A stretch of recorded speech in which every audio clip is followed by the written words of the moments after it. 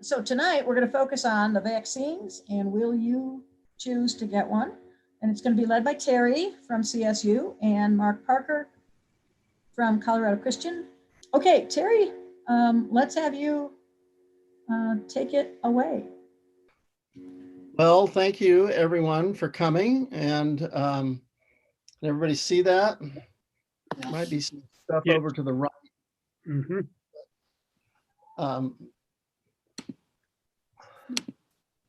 Bring my window to the front. Can you see the title page there? Okay. Yeah, I'm getting a message that's saying sharing is paused. So let me know. My students do this to me all the time where I am talking away for 5 minutes and then they say, I don't think the screen you are talking about is showing up. It's perfect. Yeah. All right. So we're going to focus on sort of the molecular and cell biology of the COVID-19 vaccines. So the how they work part, that's kind of the presentation. I've got one slide at the very end that gets into should we get one or what are the issues, but we're going to deal with that primarily in the context of a discussion among us all. So let's jump in. Let's see. So we want to just start with some immunity basics and some molecular biology basics to give us some language to talk about the things. A lot of you know all this, and I'm giving it at a very basic level here. But we start with this sort of invader in our bodies. This we call them antigens in the general sense. And in this case, we're talking about the SARS coronavirus or CoV-2 virus. That's the name of the virus. The name of the disease that the virus causes is called COVID-19, coronavirus disease from 2019. Okay. And so, you know, I was telling the group earlier that I built this model this afternoon. Okay, I figure Francis Collins could give his talks and show a model of the coronavirus that I would too. But you know, this is maybe $15 of parts, golf tees, and a styrofoam ball, and about an hour of poking. Anyway, this virus, you've seen pictures of it a lot, have these spike proteins, and they're represented here with this gray with red spikes ball, and that is about 0.2 micrometers. Okay, that's about 10 to 100 times smaller than a cell in our bodies. And when our body sees one of these, or any foreign material, any antigen, we get to we have an antibody that comes from what we call a B cell. That's what I'm going to show here. We'll show the cell for a variety of things, but it makes these little Y-shaped molecules. And it turns out, very interestingly, that there's not enough DNA in our genome to have a gene for every conceivable antigen. But our body randomizes the DNA in such a way that it creates a huge variety of antibody genes corresponding to each what we call B cell. Okay, and the those are just out there all the time looking for foreign invaders. Okay, and when an antibody recognizes one of these foreign particles here, and here I'm showing it recognizing the tip of that spike protein, it signals the B cell that made this antibody to become active. Okay, and it makes multiple copies of the genes. It actually creates some little mistakes in the course of making and being activated, so we can get a variety of responses and an even better fit, perhaps. And then it makes those same proteins on the surface of the cell, and there's some communication, and then that cell makes many, many more copies of itself. We ramp up the response. And then a whole bunch of other things happens as well. I'm focusing on this slide on what we call the B cell response. There's a parallel response called a T cell response. And it begins to make these antibodies that bind to this protein here on the surface of the antigen, this red thing. And that's where it binds to the cell, right? Each of these surface proteins in the COVID virus is a place where it can bind to one of our cells at something called the ACE2 protein that wasn't originally designed to bind to COVID, but COVID has learned how to bind to that site, and that's the entry into the cell. Okay, and I don't really have a slide on how the COVID life cycle works, but COVID binds to that receptor on our cell. Since COVID is a RNA protein, an RNA virus, we'll talk about that a little more in a second. It just goes into the cell cytoplasm and starts making more virus, okay, using the cell's machinery. And then it exports the mature virus particles for further rounds of infection. Okay, but by way of immunity, this antibody then is coming now from a B cell that is just making an army of antibodies and responses. Okay, so that's sort of basics of immunity. Then a little review for some of you who maybe have had some biology before. What we call the central dogma of molecular biology is illustrated with this white square here. DNA is the master molecule that stores all our genetic information. We have 30,000 some genes and what we call about 3 billion base pairs. And that contains all the genetic information that makes you who you are. And that's located in the nucleus. And the process of DNA making a copy of itself, which happens every time a cell divides, you do what's called replication. And the enzyme that does that is DNA polymerase and a bunch of other things as well. That all happens in the nucleus. The DNA, your genetic information, always stays in the nucleus. However, genes get expressed to build our body, to build the functions that our body has and that our cells have.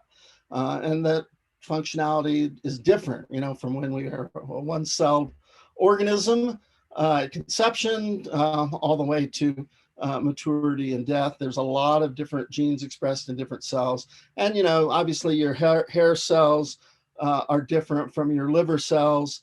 I don't know of anybody who's got hair growing on their liver, but different parts, different cells express different genes and throughout our body. But that occurs through a process called transcription, okay, where the information in DNA is used to make an RNA molecule. And this is particularly important for our COVID discussion, because COVID is an RNA virus, okay? Its genetic information is only in RNA, and it never actually turns into DNA or it gets converted to DNA. This process normally in normal cells also happens in the nucleus, okay?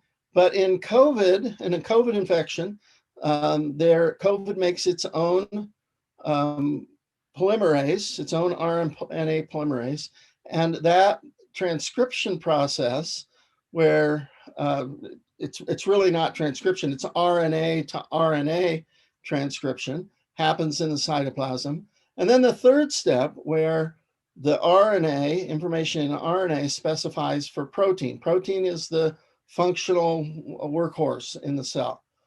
And you can't see them very well, but there are these little blue dots on this organelle called the endoplasmic reticulum. They're called ribosomes. And ribosomes are the machines, protein synthesis machines in the cell. Okay. And this is what the coronavirus does. It puts an RNA in your cell, and then it uses the ribosomes in your cell to make proteins that are used in the coronavirus. This spike protein, for example. Okay, so, and here's just, I'm going to do this really fast. This is DNA. You may be familiar with that double helix. Okay, it unwinds and it makes copies of itself by matching each strand with the base pairs, the components of DNA and RNA. Here's what happens in transcription. That double helix opens and only one strand is used to make the RNA information. Okay, and you can see this more schematically here. The bubble here opens up and we start making this green strand that is the RNA. And now that RNA leaves the nucleus, okay, when it's synthesized, and in the normal cell function, the RNA attaches to a ribosome. In a COVID infection, the RNA from the COVID attaches to a ribosome. That's what this gray machine is here, okay? And this is the RNA, all right? It's read 3 bases at a time and converted to protein. And that's what this final output here is. And so the COVID RNA comes in, uses the cell's ribosomes and makes COVID proteins. And of course, this is how every virus works. It uses cell machinery to replicate itself. Okay, so what are the options for a vaccine? Okay, here's a list from the Wikipedia article on COVID-19 vaccines. I'm just going to, again, show this very, very quickly. These are the different technologies in use, how many candidates are being worked on. Here are the candidates in human trials. Okay, so we've got about 15 or 16 candidate vaccines that are being tested in humans. And, you know, we'll go through some of these. Inactivated virus, a viral vector, an RNA-based, this is the Pfizer and Mrna RNA-based system, a piece of the protein from the virus itself. Here's the AstraZeneca DNA-based solution. And then here's some other things that include actually live virus. These are more traditional vaccines. Okay, so I'm going to go through 4 of those. The first one is actually inactivated COVID-19 injection. Okay, and this is very traditional vaccine technology, where you put a polio virus, for example. You kill it with heat inactivation or formaldehyde inactivation. But it's dead virus, but it looks just like the virus, and your body makes the same immune response to the virus. And we have these kinds of, they're mostly in China and India. These technologies are now being tested and used, where you just give the patient through an injection dead virus. Sometimes in these technologies, we talk about attenuated viruses, where they go through some tissue culture type systems and develop a weakened version of the live virus. Okay, you can think of it like the cowpox a good virus for smallpox, a good vaccine for smallpox. Okay, it's not harmful. It doesn't cause the disease anymore. Okay, so this is traditional. The technology is known, but it's a more complicated vaccine formulation because you're dealing with this big piece of biological material, a whole virus. And there have been cases in the history of vaccination where an attenuated virus back mutates to a virulent form. Okay, so that's some of the downside of this. Here's another common technology where we don't inject the whole virus, and so we don't have any risk of getting the disease from the vaccine, but we isolate the protein that we want the immune response to. Okay, and again, there's two technologies here where this is being used.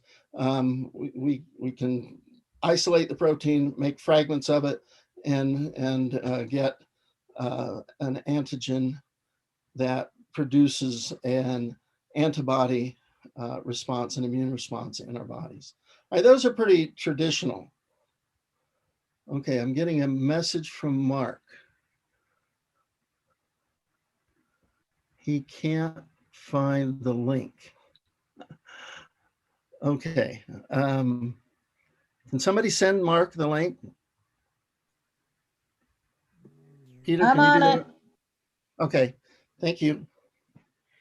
Okay, now let's get to the new ones. So I'm calling this the mRNA lipid nanoparticle injection.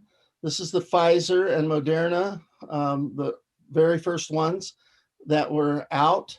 Okay, and what we do here is we make the RNA that codes for the spike protein.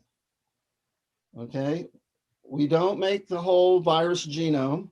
We make just that little RNA. All right, and in this picture, this is similar to the picture, but this is much more interesting. This is the mRNA that's attached to the ribosome that's producing the protein. The protein is what we're looking for.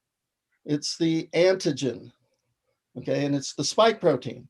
And we're actually going to make this spike protein stick out of the human cell that gets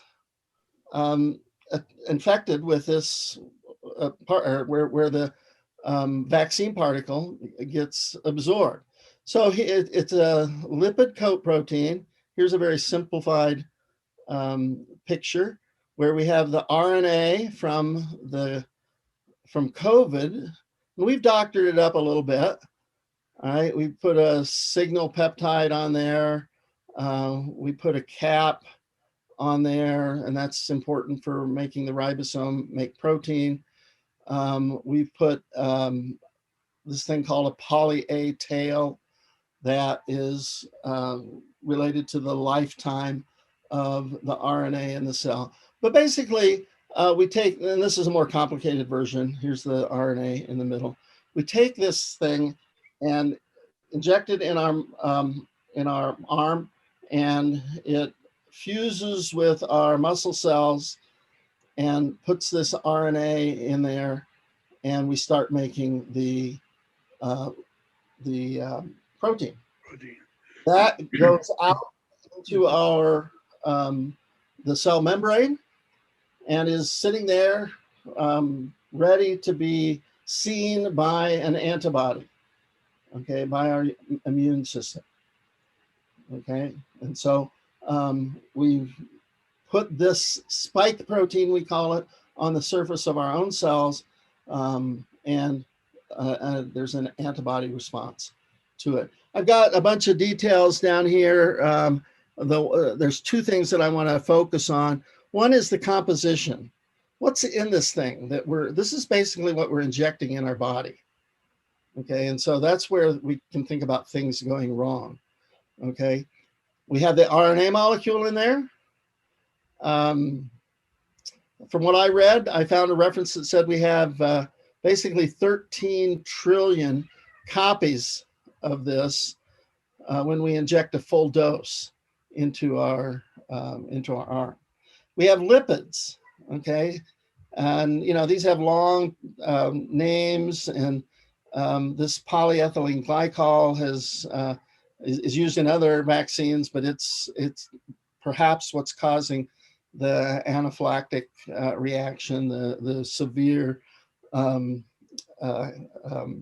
allergic reaction that some people have experienced. But basically, these are molecules that are very similar to what's already in our bodies. And then if you read this yellow list here, sodium phosphate dihydrate, monobasic potassium phosphate, potassium chloride, sodium chloride. This is normal cell electrolytes and buffers. Okay, nothing weird here. And then sucrose is sugar to stabilize the solution, make it isotonic with your cell fluids, so it doesn't absorb or give up water. And then water for the injection. Okay, so composition wise, and this has turned out to, at least as I'm thinking about this, very important. There is nothing bad in here. Okay. Now, what could go wrong? This has never been done before, and we don't have 5 years of long-term follow-up. We have only a few months. You could ask, does the spike protein do anything surprising? It turns out that because it's an antigen, that cell is probably going to be destroyed in short order because it's exposing a foreign substance. And then RNA, this is one of the geniuses of this procedure, is short-lived and unstable. It's not going to last forever in the cell. And there's no known mechanism in this system to convert RNA to DNA. Now, if we were talking about HIV or what we call retroviruses, the RNA can be converted to DNA and incorporated into your cell. But that doesn't happen. There's no virus machinery, and we're certainly not injecting anything that allows it to do it. And then, a very small minority of people have a bad allergic reaction to this technology. Okay, this is why we have to have these temperature, because RNA is such a unstable molecule. And so there's really no worries about it lasting and persisting in your body. Okay, let's see, we're a little long here. I'm gonna skip that. Here's the AstraZeneca, Oxford AstraZeneca virus. This is a DNA solution. It basically works exactly the same as the RNA solution, except we put a DNA molecule in this thing called adenovirus. This is simian adenovirus or chimpanzee adenovirus. And this gets absorbed by our cell when it gets injected, transported to the nucleus. And this is actually a double-stranded DNA virus. Okay, so this virus, the DNA gets into the nucleus. There's no mechanism for it being inserted into our chromosome, but there is, but otherwise it undergoes the same process as any other DNA. It's got a gene on it that codes for the spike protein of COVID. That gene that gets transcribed and turned into RNA. The RNA gets exported out of the nucleus, and it gets translated into spike protein and stuck in the back of the cell membrane and exposed then to our immune system. This is called an adenovirus. All right, this has been used for some time, a couple of decades in gene therapy, where we can deliver good genes into a patient where there are bad genes. So kind of the technology is known, but it's not been used for vaccines before, okay? The virus has been genetically engineered to remove the genes for virus reproduction. okay, for its own reproduction, the adenovirus reproduction. So there's no viral infection from this adenovirus. Whatever's on the DNA, which primarily we're looking at the gene for the spike protein, that's all that gets expressed.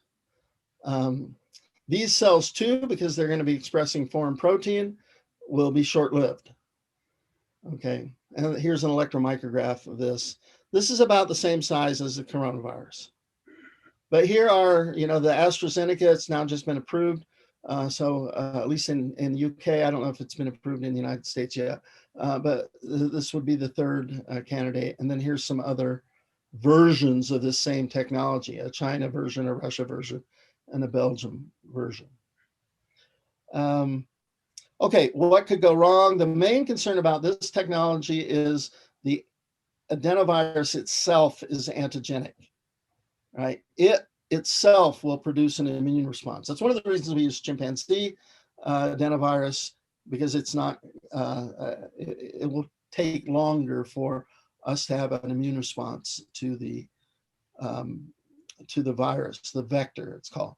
But we may have some concerns about booster shots, because we've seen this virus and now our immune response, our immune system is going to react to the vector, and we're not going to be able to deliver that virus, that spike protein payload. I'm going to say we don't think it's going to happen, but having that piece of DNA in our nucleus, and maybe somehow the nucleus, that cell survives, we could have a permanent presence of that DNA inserted into the chromosome. It seems very unlikely. Okay,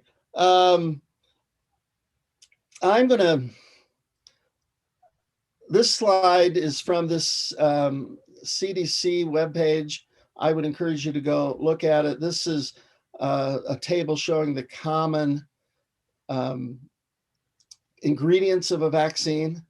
Okay, so there's the immune, the real payload that we want, but there's also chemicals added to keep the vaccine safe and long-lasting, and stuff that's there that we can't get rid of because of the production and purification process. In this discussion, there's this thimerosal reference. This is the mercury that used to be in vaccines, and that's now mostly gone. Some flu vaccines still have it, but the theory that that chemical is connected to autism has been thoroughly debunked, and it's not even used anymore. Okay, issues. I'm just going to read these bullets off real quick. Obviously a positive is getting vaccinated keeps you from getting COVID and helps contribute to herd immunity.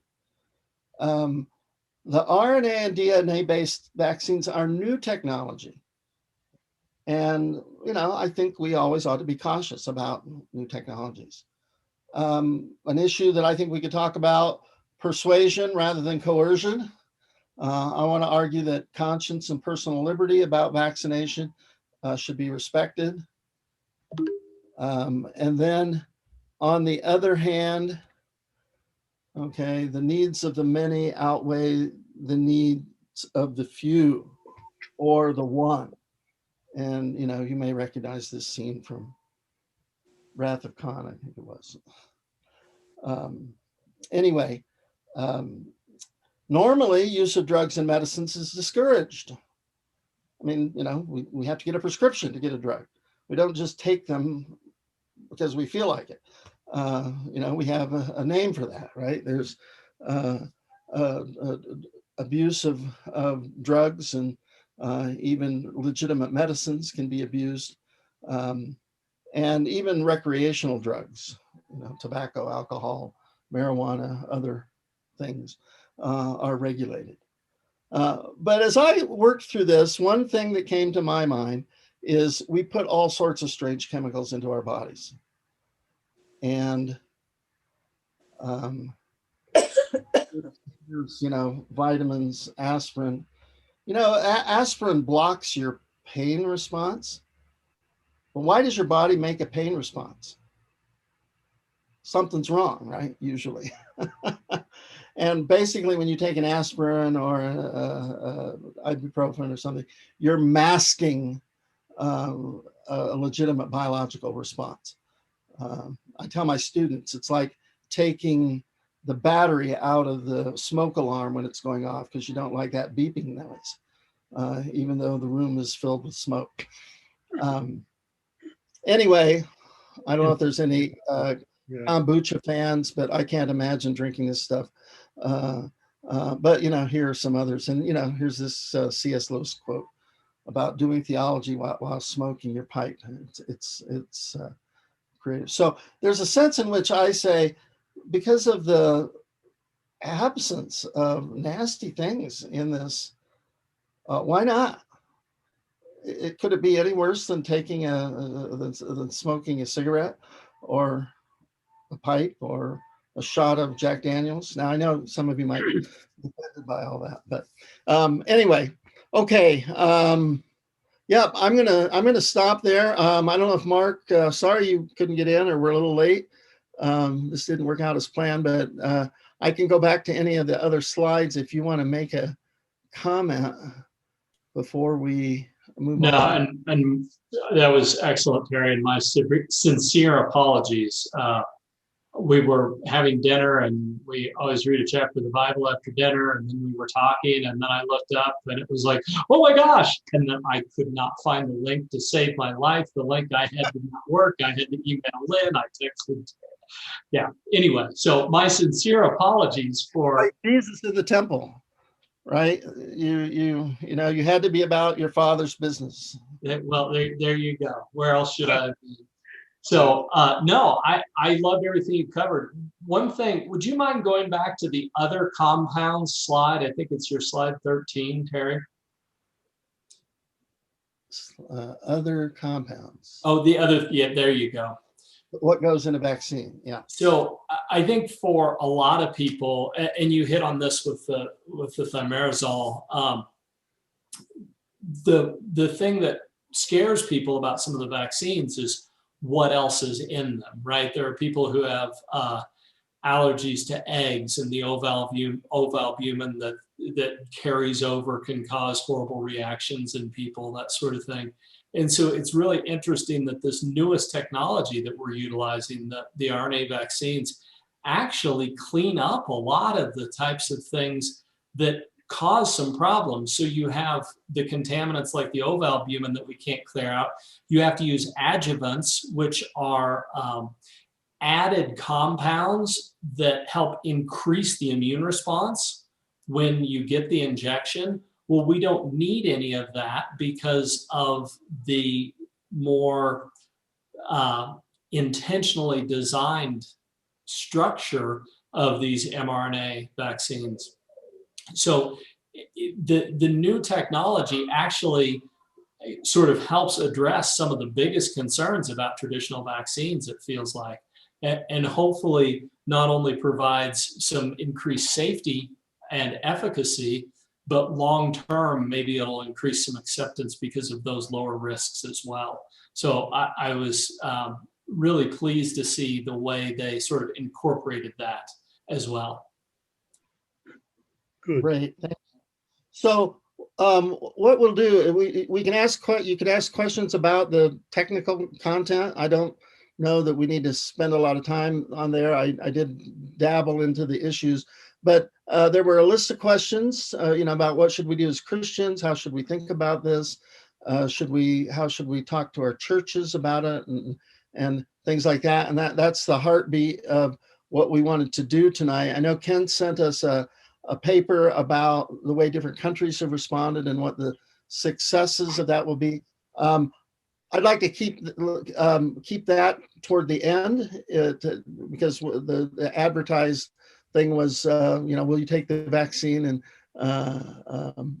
And so, but Ken sent us a very interesting paper. So let me stop sharing. And if you want to ask a question about a particular slide, I can share up again. But, Mark and I will moderate the discussion.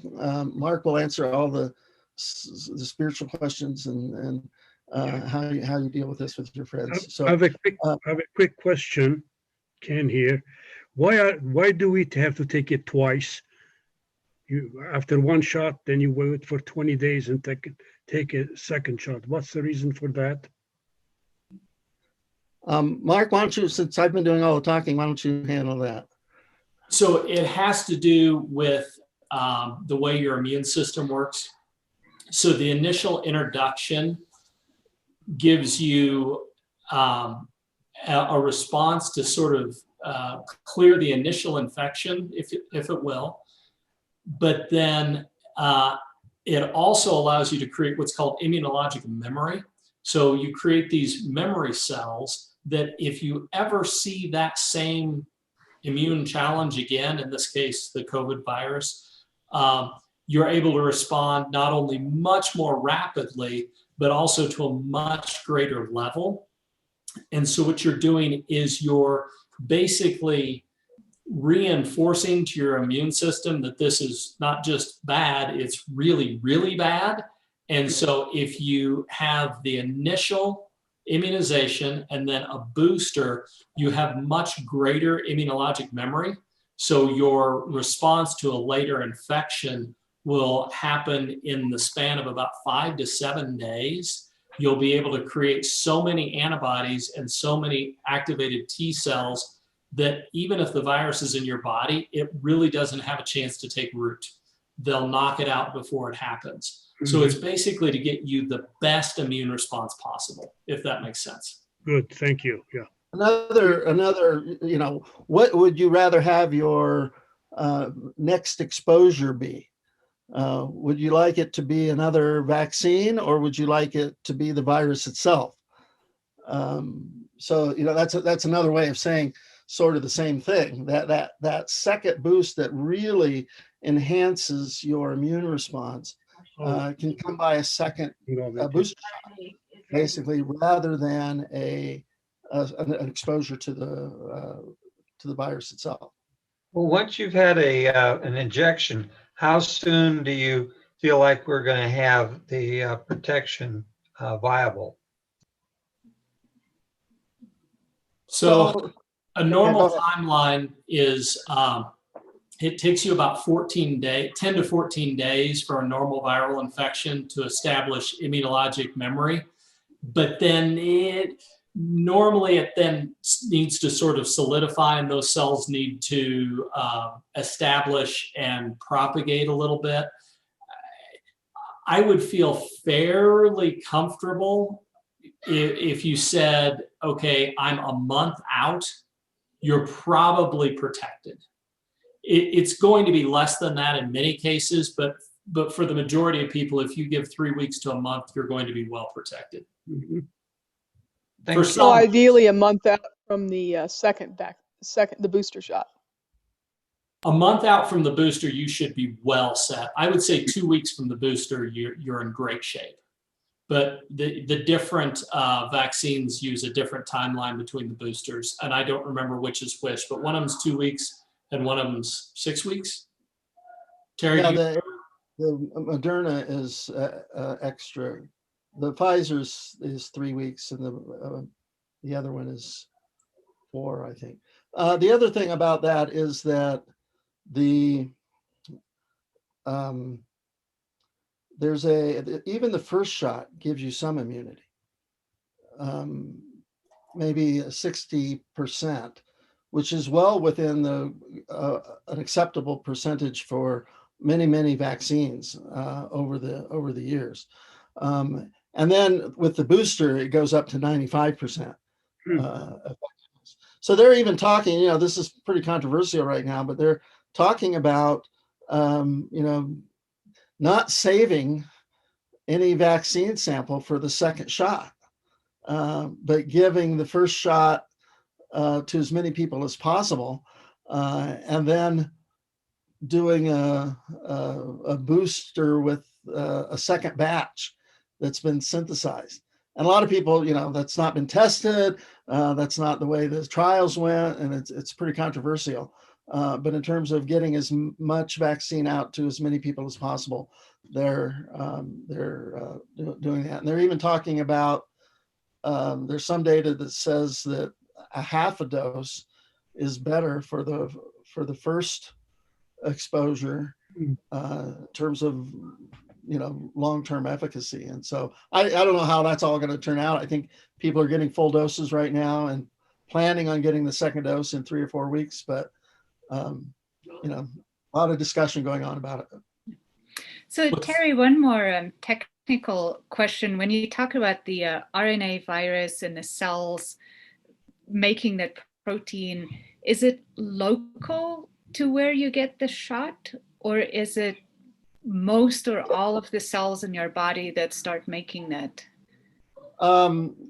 So I might need some help from Mark here. When you get a dose, say you get a dose of the lipid particles that contain the RNA virus, that's a local, and it goes through your body fluids in your arm and eventually finds its way into muscle tissue.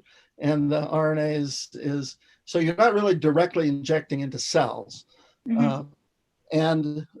But that diffuses, but only the cells that take up that lipid particle are going to express the spike protein. Okay. So and the way this carrier works is the lipid casing, the lipid nanoparticle, takes it right across cell membranes. And because these are intramuscular injections, basically what it's doing is the messenger RNA, to do any good, has to be inside the cell where the ribosomes are. And so these nanoparticles are little vectors that carry the messenger RNA into the inside of the muscle cells. And so there's going to be some diffusion of body fluids, of course, but for the most part, it's going to be that local site. And so if you've ever had a flu shot and you get that sore place right there in that muscle, or another, same thing, it's going to be acting in that local site because it's being carried into that muscle tissue. And it's that muscle tissue that then is making the spike protein, presenting it on the surface to the immune system. And then the immune system is learning from there. And it's the immune cells that distribute throughout the entire body then. Mm-hmm. So the spike protein shouldn't travel too far around in your body. I mean, it's of course feasible, but the majority of it's going to be right there in that intramuscular site. Yeah, I was interested to see, I mentioned this calculation earlier, that there are 13 trillion RNA molecules in one dose. Okay, your body has something like 30 trillion cells. So there are almost enough for every cell to get infected. But of course, it can't get there. It's not going to diffuse far from where the injection was. And you're probably, a given cell might get more than one payload from these lipid particles. Well, and the fact that muscle is syncytial as well, it doesn't have established cell membranes the way other cells do. You have sort of these continuous myotubes that are sort of lots of cells that don't have clear demarcations between them. So it'll actually migrate within the muscle fibers as well. So it'll travel within the muscle, which gives it more surface area to be on to expose to the immune system. You brought up something else, Terry, that I think was really important. We're talking about efficiency in these vaccines in the 90%, and the possibility of splitting doses and things like that. Well, what we have to understand is those efficiencies are unheard of in vaccine development. And so even if we were to split the dose or to miss a booster, something like that, it still would be at a level that would be perfectly acceptable for many other vaccines. So this really is groundbreaking, even not just the technology, but the efficiency at which it appears to be working as well. Interesting. A Then friend you of have, mine, yeah, this Ken, one more question.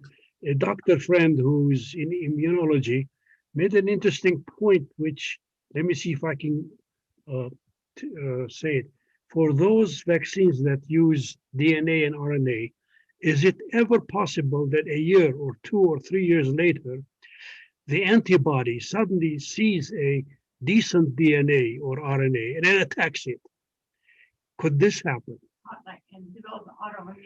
And yeah, and then develop their autoimmune system. Yeah. right, the immune system, I mean, unless sort of the adenovirus breaks up in the body somewhere, or these other lipid particles break up, the immune system is never going to be exposed to the nucleic acid. Right? It gets in the cell Hmm. and then conveys the information to the cytoplasm, and that genetic material is going to degrade very, very fast in a unprotected environment. Mm. Like And the nucleus. the genetic material itself isn't immunogenic. So in order to get an immune response from your body, you have to have something, and I actually worked in antibody development for like 5 years. You can have something that's really interesting and you can't make an antibody to it because there's nothing weird or spiky or slick or exciting about the structure of that protein. And you can't make antibodies to nucleic acids because they're everywhere in your body. And that would be a horrible thing if you had an autoimmune response to, you know, the instruction codes for life. So there should be no risk of autoimmunity to those sorts of things. Now, the adenovirus vector, that's a whole other issue. And there's been plenty of issues in like gene therapy trials where there have been some bad autoimmune responses and that sort of thing. But I think that's a different topic though. And that, just to remind you, that's the AZ vaccine, the DNA vaccine from AstraZeneca, Oxford. That's the one that uses the adenovirus. Lynn, you had a question. So I was interested in particular in whether the people on this call are expecting to take the virus in their first opportunity.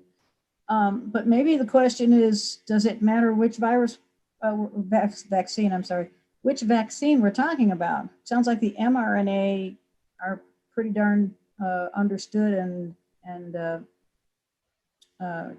risk-free, but maybe the AstraZeneca has a little more risk to it.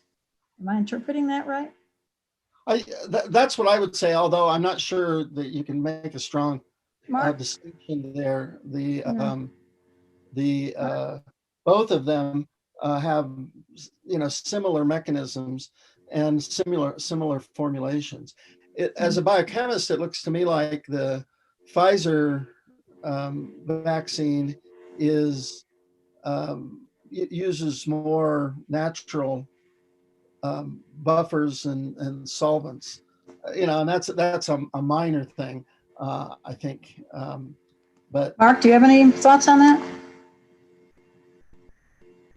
AstraZeneca versus the mRNAs? I was muted. For me, I am very excited about the messenger RNA vaccines. I think they carry a lower potential risk. I think they have higher efficacy, potentially much greater benefits. The only unknown with them is this is the first time we've used them. We don't know long-term how they're going to work.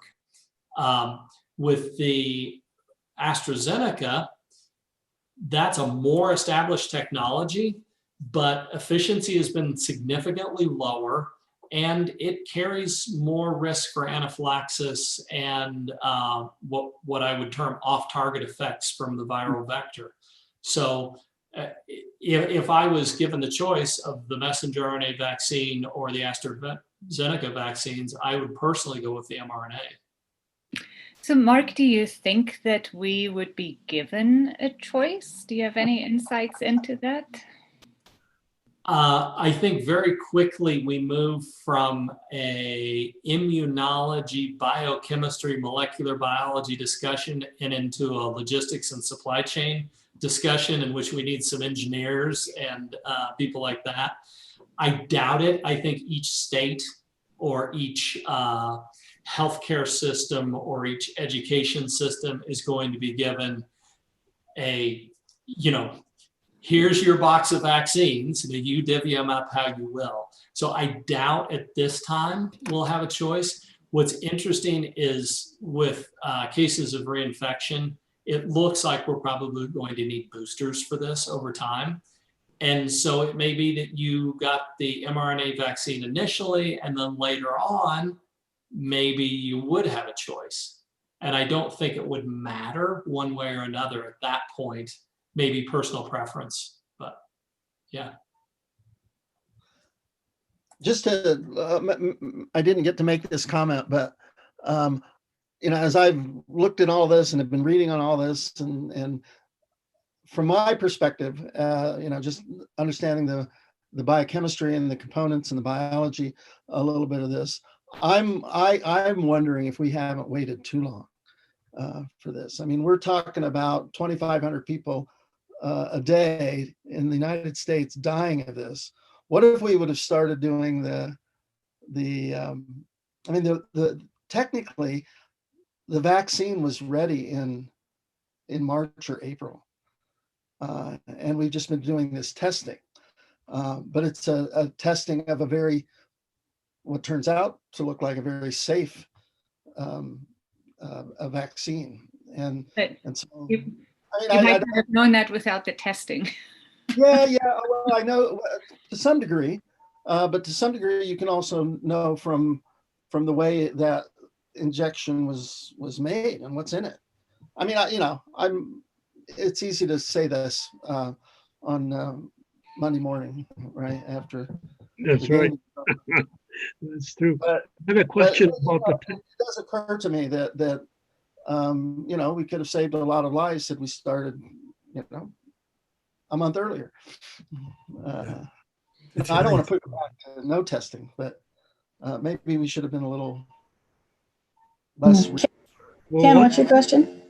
What is it in the Pfizer that has to go to such incredibly low temperatures?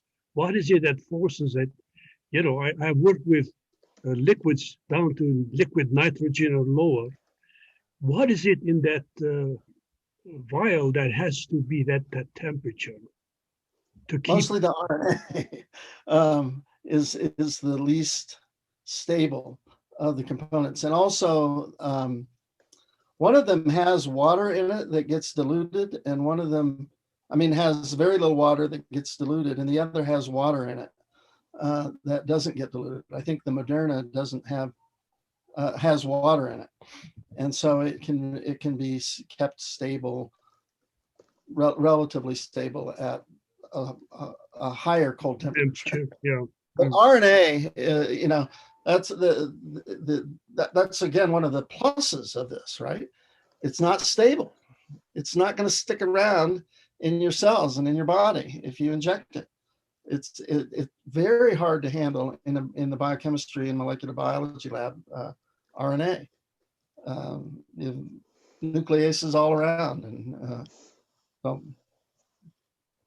so when I used to do a lot of RNA work, you spent more time cleaning things and making sure that you didn't have any RNAse is the enzyme that breaks it down.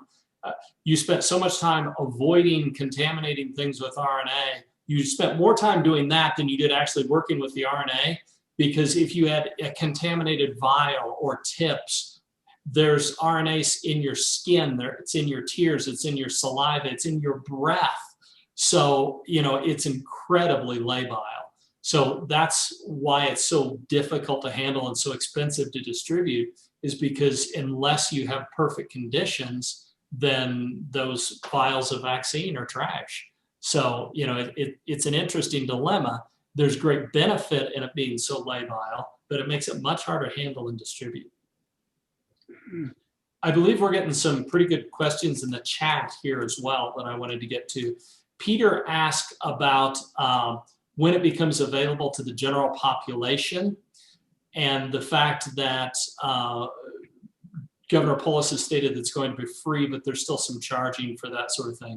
I can't speak on that, but I do have some information about sort of the distribution plan. They're already moving beyond the highest risk and healthcare workers and beginning to immunize teachers and other people like that. And again, that's more of a logistics issue and a supply chain distribution problem at this point than it is a healthcare issue. And so some organizations are doing well with that. Cherry Creek is immunizing their teachers, for instance, and they've partnered with Centura to do that. So some of that's going well. The hope is that by spring, it will be moving into more general population, and hopefully by summer, then anybody who wants to get it will have had that opportunity. You know, there are very few advantages of being very old. This is one of them. My wife actually works on a COVID floor. So she's a nurse practitioner and a registered nurse. And she's been taking care of these patients since the very, very beginning. And she was one of the first ones. She got her vaccination, I think, second or third day. So, you know, she's already had that, and she's scheduled for her booster now. Ken, have you had a vaccine, Ken? You're over 80. No, I haven't yet. Well, we have been advised by Kaiser that we're on a list, which will be, they will show us the list very soon. Yeah. And he still lives at home. So Yep. he's not quite in that old person, high risk class. You know, I'm kind of next, I'm not quite as old as Ken, but I'm not quite 65 either, but being a little overweight might put me into a category that I get it before the general public too. Oh, so interesting. So Angela also mentioned that when we were talking about how long the testing was and how we maybe could have made it available sooner, she makes the point that if we would have made it available with less testing, then maybe even fewer people would have elected to take it. So I think that's a great point. The fact that it's been incredibly safe, hopefully will encourage people to become vaccinated. Mm-hmm. I saw an interesting presentation today. I think it was given on Sunday by an FDA physician and epidemiologist, and there are two things about it that were fascinating. One was that it was given to an adult education class at a church in Maryland, and was shared by my sister-in-law who goes to that church. And so it's part of how that church is working to encourage people and inform people. So it was interesting from that perspective. The other thing was that he talked about the number of people who are able to be vaccinated at this point because the vaccine is not approved for those under 16 and things like that, and then looked at the number of people that are reporting that they won't get the vaccine. And before he talked about those numbers, he reviewed the R naught. And, you know, we don't exactly, you know, the R naught may vary in this disease and we don't know.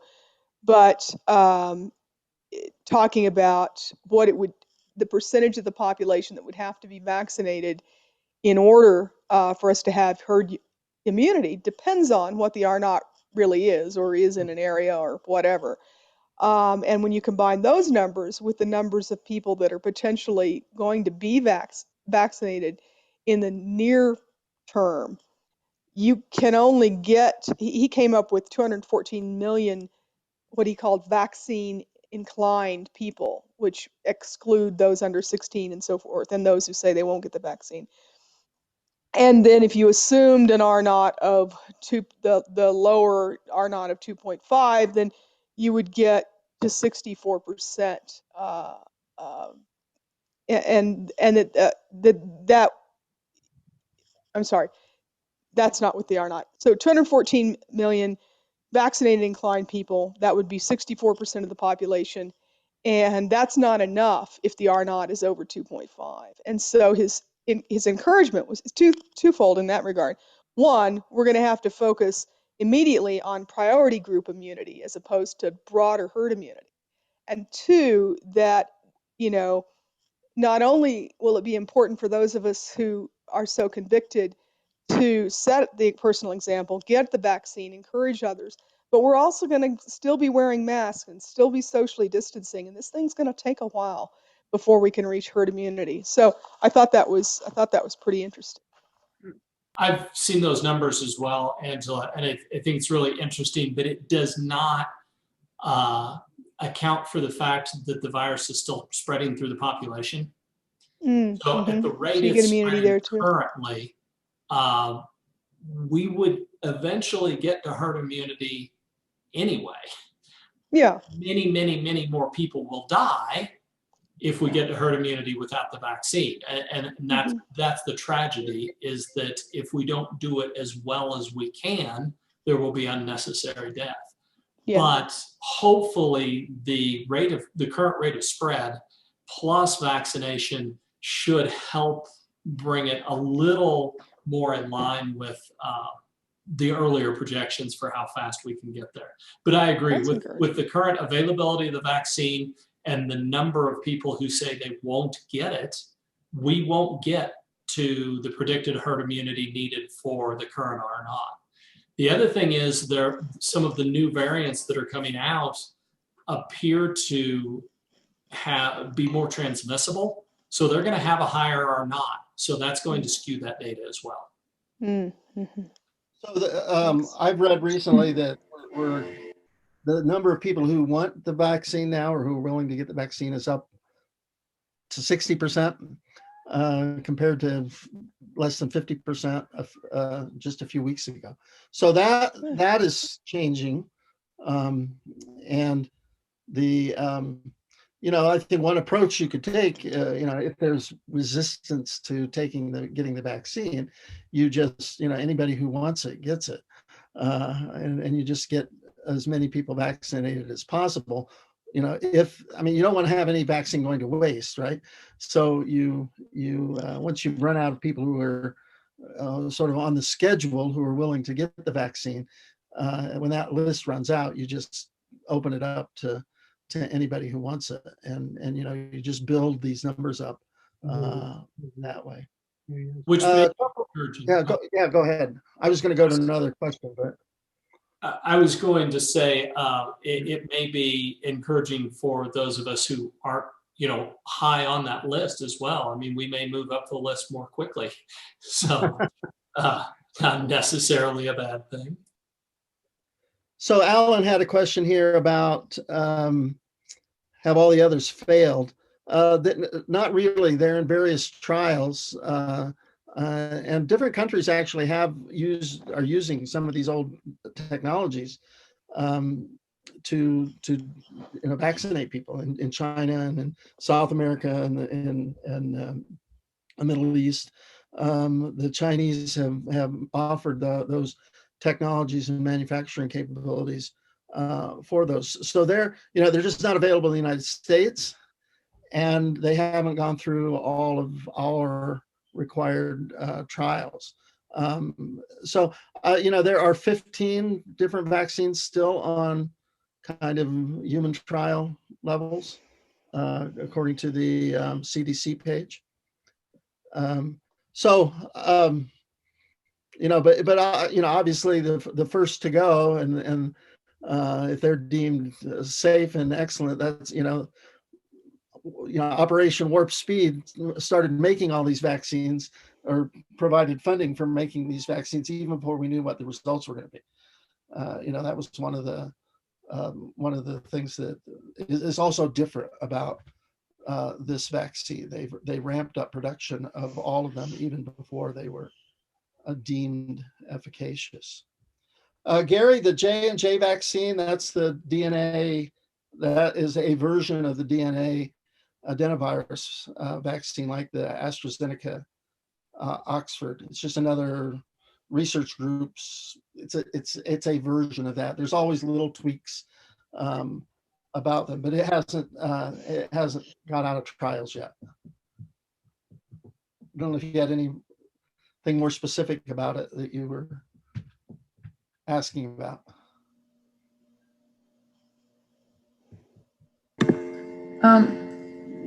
Mark, Peter had a question about can companies require the vaccine for you to come to work? I missed that. Boy, that's an interesting, Terry and I touched on that briefly in an email. It's sort of an interesting thing. You know, there's this balance between, and he mentioned with his slides, the good of the few over the good of the one, or many over few. Right now, there's an interesting balance.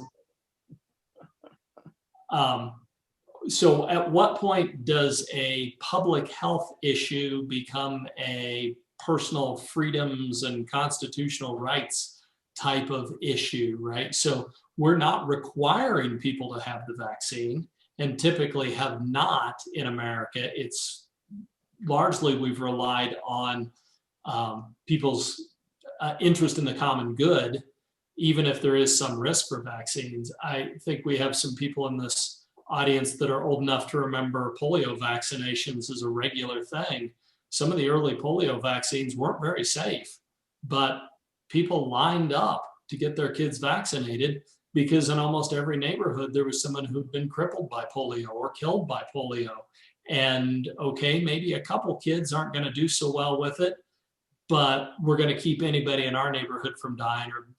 So it was just a different level of engagement. And I think it's a fascinating social cultural shift that we've seen where people are less willing to do for their neighbor.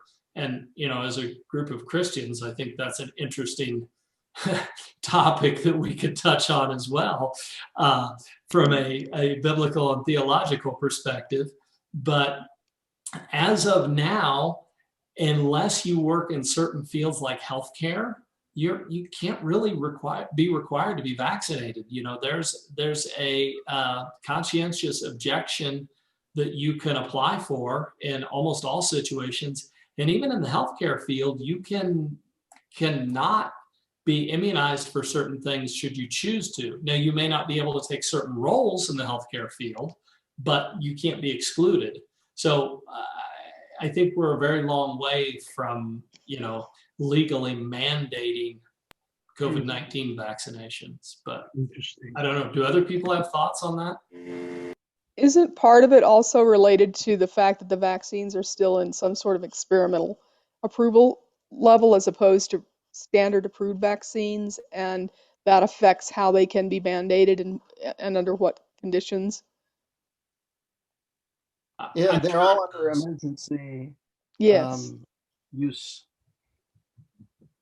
You know, I was, as Mark said, thinking about this as well, and you know, I'm sort of in principle against coercion by the government on just about anything.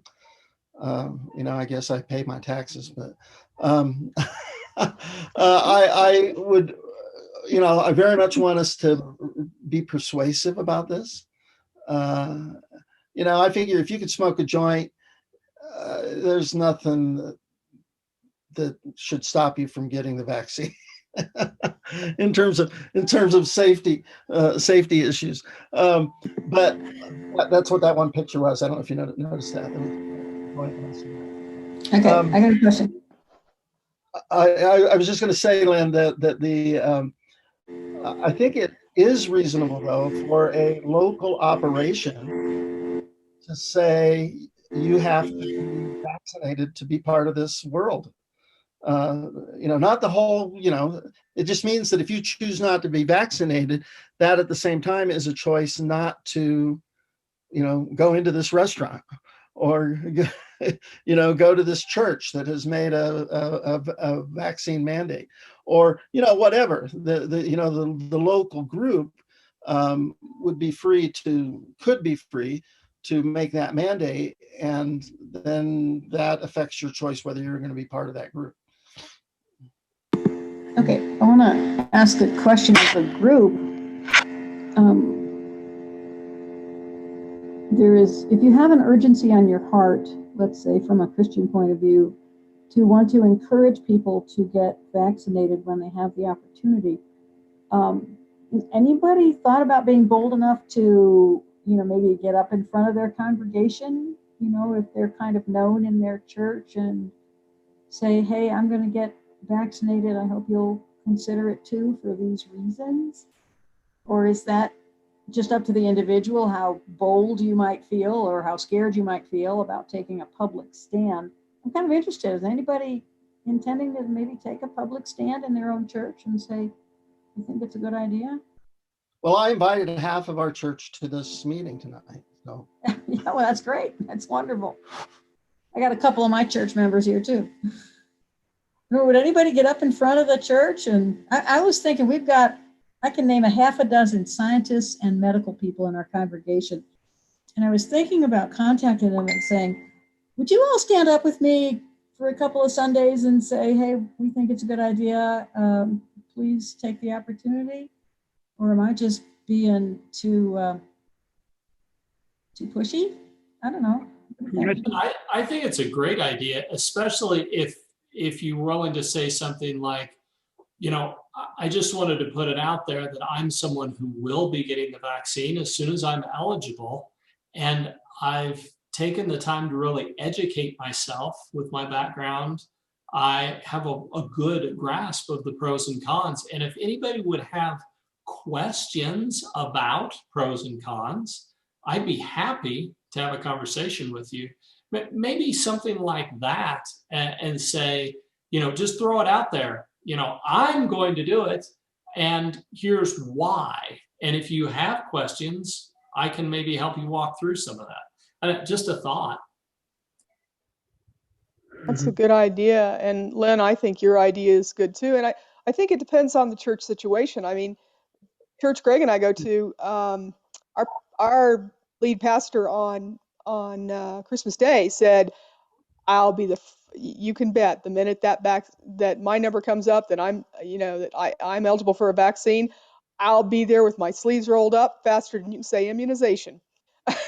So, if your leadership in your church is already doing that, I think that's great. And then maybe next steps are to say, hey, to that lead pastor, would you consider having some of our medical and biological professionals that are involved in the church, offering to answer people's questions, or offering an adult ed course or something like that. But so it probably depends on where the leadership is, and who's listening. And I think to your point, Lynn, just any way that we can share and encourage others, and if that's getting several people to stand up, great. If it's getting a professional to offer an adult ed course, great. If your pastor's willing, all the better. I think those are good points. However, it seems that the problem isn't enough people to get a vaccination, it's enough vaccinations, enough vaccine. So right now, if anyone jumps into line, it means someone else won't get it. So it may be time at a later point to sort of raise that if there's more vaccine available. But right now, it just seems that that's not an issue, is it? yeah, if you're from New York and you get out of line, you get $1 million fine. I don't know if that's really true, but that's what I read somewhere. So yeah, I mean, I think that's a good point, Gary. The church culture, we don't stand up and make announcements about lots of worldly things that we Christians might have opinions on. I think I also want to recognize that while I don't agree, I think in good conscience, some people can object. And I don't want to put the authority of the church, it's like the preacher telling me to vote for Joe Biden or Donald Trump. We don't want that. Do we want our a church to take a stand on every social issue that's out there where there's a lot of, there might be difference of opinion among good-minded Christians. Again, I'm not saying that I don't think we should get the vaccine at all, but I want to recognize that I'm not their Lord, and they're accountable to God, and I want to live with people that way as a brother or sister in Christ. Yeah, I think the one thing that maybe we can encourage our pastors to say in that regard is just a reminder to people that, especially as Christians, we're not primarily getting vaccinated to protect ourselves, that vaccination has this effect of protecting our neighbors and guarding their health. I think a lot of people, that's not really at the forefront of our minds when we think about vaccination, is that it's a way to love our neighbors. And that's been a frustration of mine, Alan. Not because I don't have a lot of personal conversation about this because it's COVID and who's having a lot of personal conversation, but in a lot of the discussions I see, either in the media or social media, an awful lot of it seems to be focused on either people's individual rights or protecting themselves.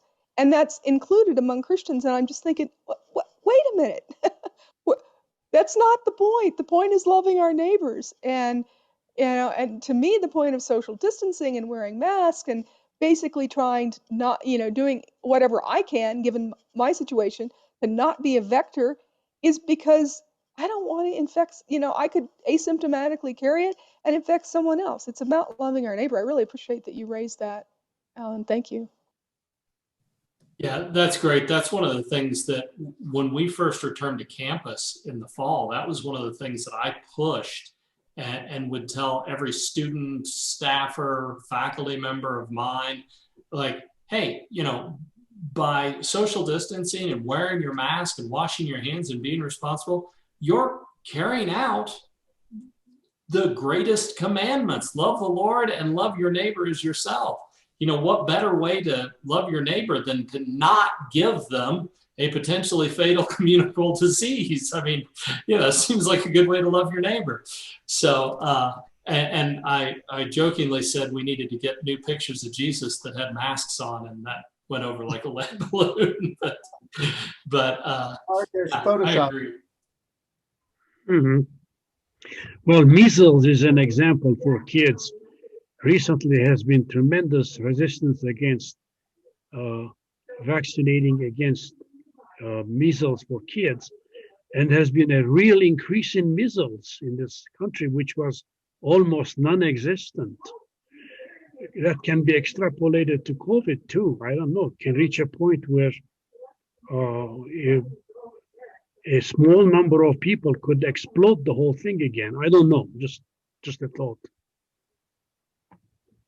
Well, if some of these new variants that are much more transmissible, they're going to move through the population more quickly. And if people become more lax, then we will have some certain flare-ups and hotspots that are very troubling.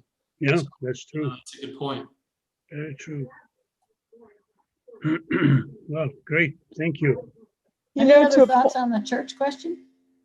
Yeah, to a point that that Terry made, and that is, we wouldn't want churches telling people what they should do. There's a fine line between that and church leaders setting an example. And that was my sense. The latter is what my sense of what our lead pastor did. He was, he was standing up there and he said, "Yep, when it comes my turn, I'll be there." And that's powerful when leadership says, "That's what I'm going to do." And I think that's a little bit what we've been talking about here, is that it's powerful for us to, talk about it, just like Catherine Hayhoe says about climate change. We can talk about it and say, yeah, I get my vaccine next week, or in 3 months I get to get probably more my case, I get to get a vaccine, or my daughter just got a vaccine, that kind of thing. And then just a clarification, to Gary, I wasn't beginning to suggest that anybody should try to jump the line. And you're right. Right now, it's about vaccine availability. But I think anything we can do in our churches to gracefully encourage others is a good thing to do. So that makes me think about the issue. We're speaking about it as a group that we're all for it. Is there anybody who wants to take a different tact and say, I'm not sure this is for me? I'm curious, and hopefully, you feel comfortable saying it if that's the case. Is anybody going to avoid getting vaccinated if given the opportunity? I'm not in a hurry to get it. I'm fine waiting. If it takes 6 months before it gets to me, I'll be okay with that. The more people that have had it and I can see more of it, it'll make me feel better. I'm not worried about it, but I'm fine waiting.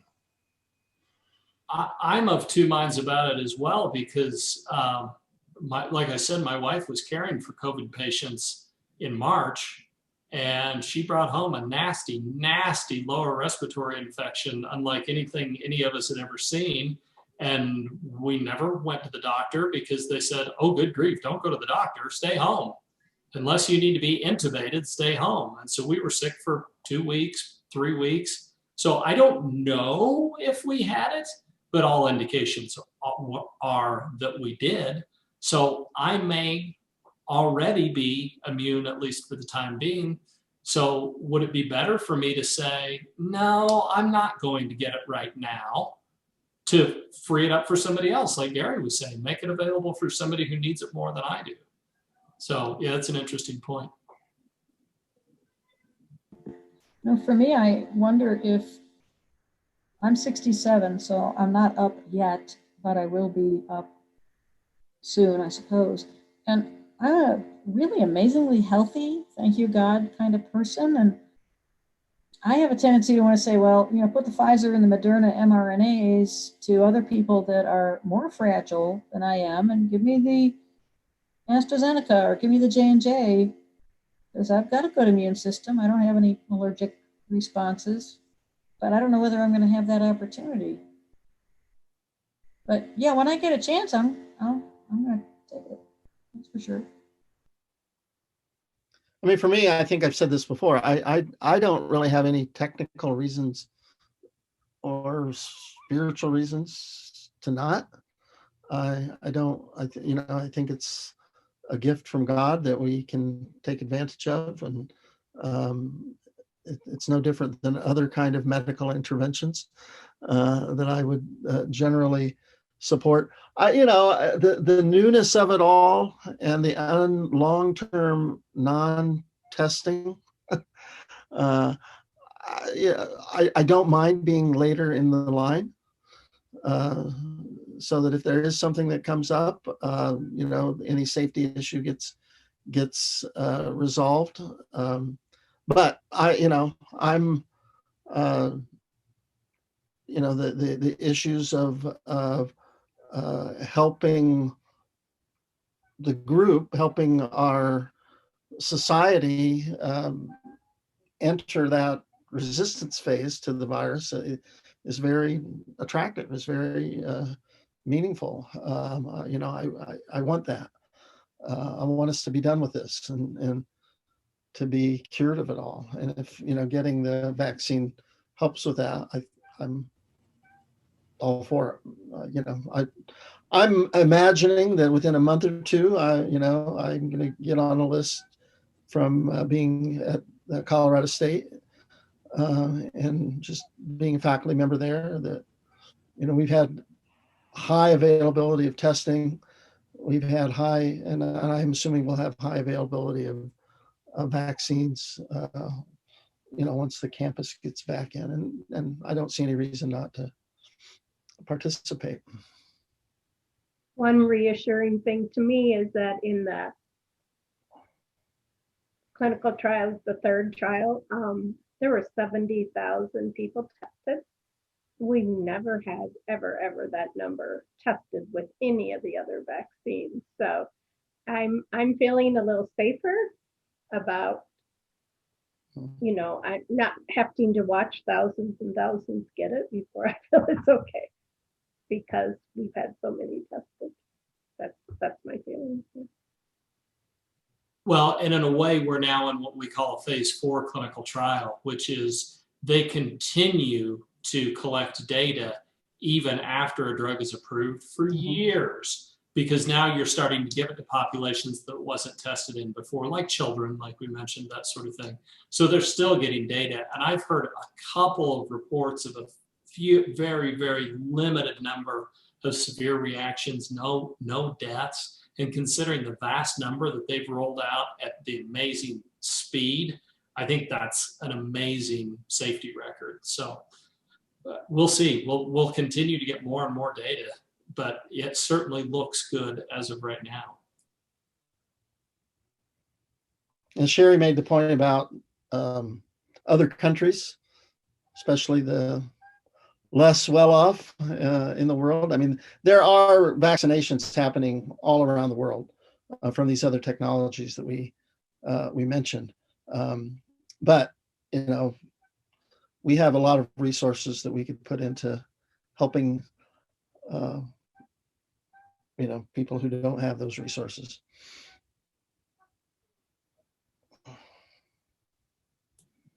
It's interesting, though, even with our quote unquote first world healthcare system, we still have the worst transmission and the highest death rate.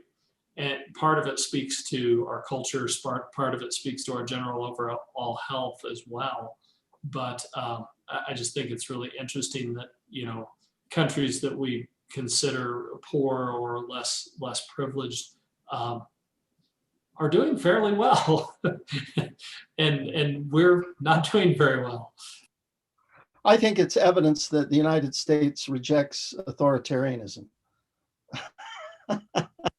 That, you know, I think it's because we're unwilling to put our foot down on social policies. I mean, who would ever hear of a national lockdown like in UK right now?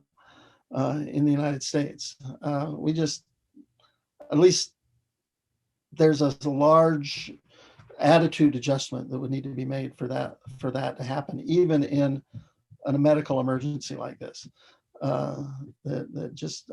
So there's one part of me that says that our bad record is proof that we're free.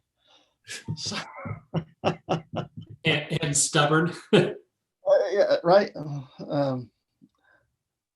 But you know, we're not willing to do the lockdown that needs to be done to stop it in its tracks. I think is the. Yeah, I think you're right. I think there's a larger social cultural piece to that than there is a healthcare aspect, for sure. That paper that Ken provided for us to read provided some real interesting insight about that, I thought. We can post that with the recording of the session here and Terry's slides on the chapter website. Right, Peter? Right, Peter? We can do that? I did post the slides in the chat. And a couple I tried to download them myself and it wasn't big. a smooth process. All right, So okay. we can post them too. Angela, Folks, just in response to you and your comment and Ken's paper, I'm probably one of the guilty ones with respect to that attitude about freedom and liberty, and I have no desire to move to New Zealand, for example. I don't want to live under that sort of very authoritarian approach, even if I know that there are other issues than health, you know, despite what it says in what is in the Princess Bride, right? If you don't have your health, what do you have? Yeah. Well, okay, folks, it's an hour and a half after we started.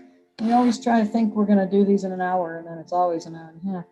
But I think we should give everybody the chance to head out.